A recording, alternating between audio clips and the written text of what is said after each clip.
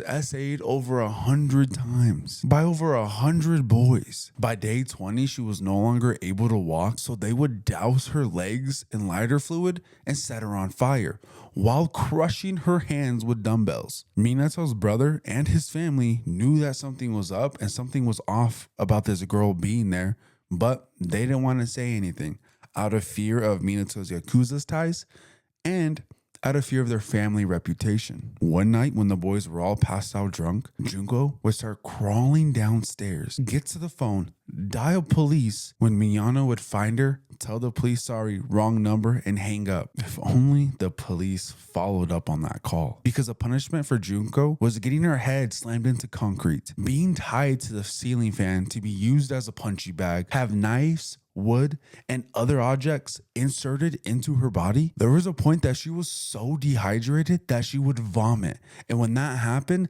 they would beat her even more. They even got to the point where she was forced to drink her own urine. January 4th, 1989. Miyano would challenge Junko to a game of mahjong, and he lost. Because of that, the boys would beat her. One of them kicked her so hard, she fell backwards into the stereo and started convulsing. You would think they would stop, but they didn't. They kept going. And then when they got tired, they set her entire body on fire. Minato's brother would tell him she's dead and they need to get rid of her. They would wrap her up in a blanket, put her in a duffel bag, put her inside a metal drum, fill that with wet concrete, and let that harden overnight until the next day, where on January 25th, 1989, around 8 p.m., they would take her to a nearby construction site and just leave her. January 23rd, 1989, Miyano and Joe would be arrested for the gang essay of another girl back in December of 1988. When police interrogated Miyano, he had thought that Joe already confessed to the murder of Junko. So he confessed, and he even told the police where they can find her. Police were confused because they were asking questions about the girl they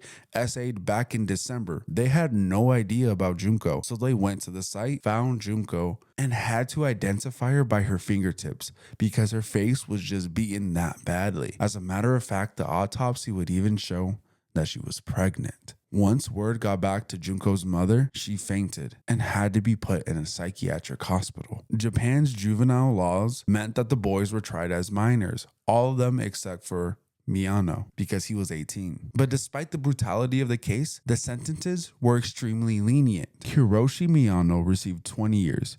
Joe Ogura received 5 to 10 years. Shinji Minato received 5 to 9 years, and Yasushi Watanabe received